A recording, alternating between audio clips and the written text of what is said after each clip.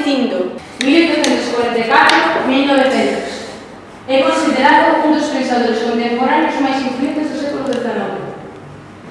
Ao longo da súa vida, fixo unha serie de críticas a moral de Sócrates, a filosofía de Platón e o cristianismo, que vense reflectidas nas súas obras máis famosas. Na página 145 do libro aparecen por recollidas algunhas. Quero que vos aprendados para mañana. Para mañana. Profe, isto é unha rayada. Non hai unha forma máis divertida para facer isto? Como se atreve a facer ese comentario en medio da clase? Acaso olvidou vostede o lema do instituto? Quero que me traia 50 copias disto mañana a primeira hora. Espero polo seu ben que non se lle esqueza. Por onde iba? Sí. A filosofía de ciencias era un pouco sistemática, rebuscada, oposta intencionadamente aos modelos tradicionais do pensamento filosófico. E defendía a vida... Ben, atendede rapaces, hoxe vamos a facer unha clase especial.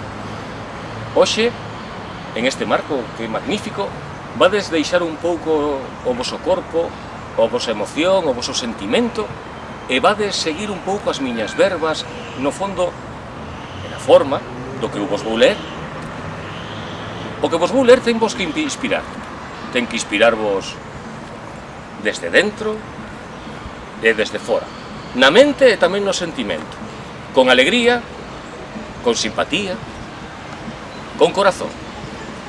De acordo? Sí. Vale. Estaba cansa de que sempre lle dixeran que tiña que estudar para chegar a ser alguén importante. E cando cumpriu os 17 anos, decidiu que non quería estudar máis, senón que quería irse a vivir a un lugar tranquilo e alonxado da sociedade. Un lugar onde ninguén lle dese ordes, un lugar como o bosque. Nese intre, ocorreuselle unha idea, e decidiu buscar os seus amigos para que lle axudasen a cambiar a forma de pensar dos adultos, para que pensasen por eles mesmos. Pero cando chegou a xunto deles, e estes lle deron a espalda e pensaron que estaba loca, e entón foi cando comprendeu o porqué de que o home sexa así de cabezota e serio.